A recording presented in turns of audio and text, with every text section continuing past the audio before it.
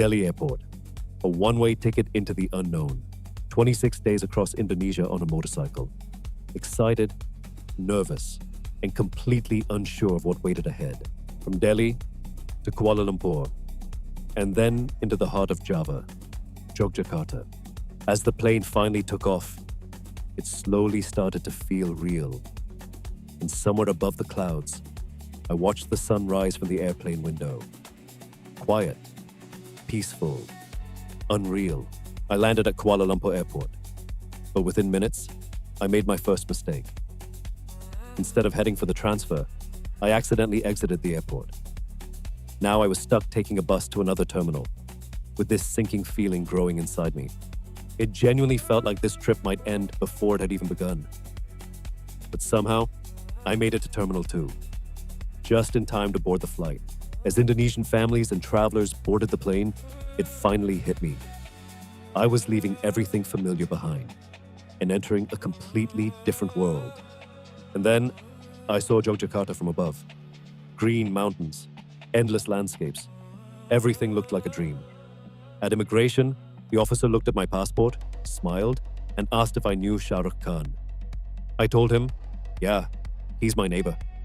And suddenly, both of us just started laughing. That's how I entered Indonesia, a land of smiles. After reaching the city, collecting my rental motorcycle, and getting some rest at the hotel, I decided to ride to Malioboro Street, partly to test the bike, and partly to understand the rhythm of the roads here. Malioboro Street felt alive the moment I stepped in. Cars, motorbikes, horse carts, all moving in the same flow, somehow without chaos. The sidewalks were full of people, families, travelers, locals, all walking, talking, smiling. There was music somewhere in the distance, mixed with street food smells and the sound of wheels on the road. I just walked slowly, taking it all in. It was my first real glimpse of Indonesia beyond the airport, and it felt warm, welcoming, almost familiar in a strange way. There were street vendors calling out, lights starting to glow as the evening set in. And I remember thinking how easy it was to just exist here. No rush, no pressure. I stood there for a moment, surrounded by movement, color, and life. And it reminded me why I started this journey in the first place.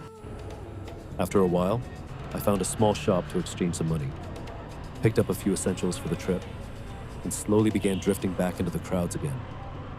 Just exploring, without any plan. It wasn't a place filled with tourists, so I did notice people looking at me, sometimes smiling. But there was no pressure in it, no discomfort, just curiosity and warmth. At one point, I noticed a coffee shop outlet I used to visit back in India. That small, familiar logo in a completely different country. It just made me smile for a second.